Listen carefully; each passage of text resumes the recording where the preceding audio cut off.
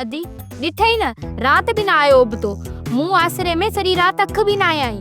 अदी मूं तो तोखे चयो चुप करे सुमी रो ईंदो पाणे दरवाजो खड़काईंदो। अदी ऐं दरवाजो खड़काए खड़काए हलियो वने आ त पोए एड़ो भी सदोरो कोने को जो घर ताईं अचे या आई मोटी वने या दर बंद हो तो भित भी टपी अचे या आहे भी बांदर जो पुट जो भित टपी अचे आ डिजणो आया दी डिजणो सोचींदो त भित टपंदस चौकीदार चोर समझी गोली ना हणे।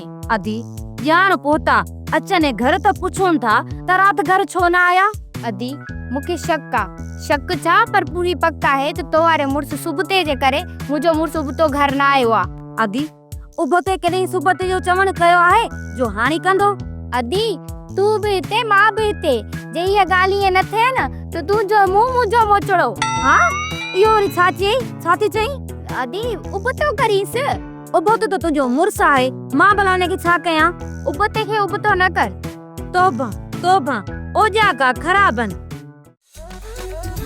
आगे बरो ट्रक का है चुनिया भी छातियो आदा खैर तारे छातियो इनन के ओदी हिनन के रात बनी थे जिनल झटको दिनवा सो हिनन जा हाल हीना ऐं सूर बीड़ा लगा पिया था। अदा ही सियाणा टीना थी विया थई। टीना थी विया मतलब अदा असा हिनन के घर अचण जे ला रात चयो पर ही कोन आया ऐं हीर हथ जो ड्रामो करे मड़ी चवंदा मोचड़न का बचू। चंगो हाने हली ता आराम कयो त असा ता जले को एड़ो मानू बधऊ जेको ता जी न बेचैनी ऐं बुखार जो इलाज करे गोडबती नूर बटारे जो कसम सा कूड़ न थणू पूरा 28 दिन होया 28 दिन हाने लगे तो कूड़ थाणो चेक कर। अदा वाकई में हिनन के बुखार आहे।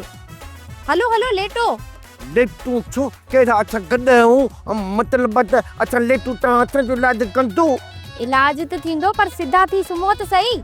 अदा नूरल बुरल कुछ भी कयो किए भी कयो अल्लाह के मनियो असा सा गड बनी ते भी पढ़ाई करायो जे जिनन जो असर खत्म थी वने।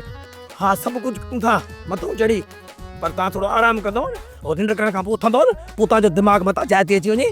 हां द सुबत्ता हल पर सुबत्ते जे मता छता तसवुर रख दो ऐं मुझे मता 3-4 एयर कूलर हलायो। हां ता जे सब कुछ बंदोबस्त थी दो ता हालो तो सही अच सुबता वठी वनी जजाउन के हां ई दा फरमाइश गंजड़ो हिन जो पीए संगे किस्तुन दे घर ठहराए दे जिस तो सही ना सिधो गयरन के मथो जरी सोप सीरियल जहिड़ियूं ज़ालूं तहिड़ा मुड़स तमाम एपिसोड्स ॾिसो HD क्वालिटीअ में विजिट करियो असांजो YouTube channel Sindh TV HD drama. Subscribe कयो असांजो official YouTube channel Sindh TV HD drama ऐं वधीक अपडेट लाइ बेल आइकन खे क्लिक करियो।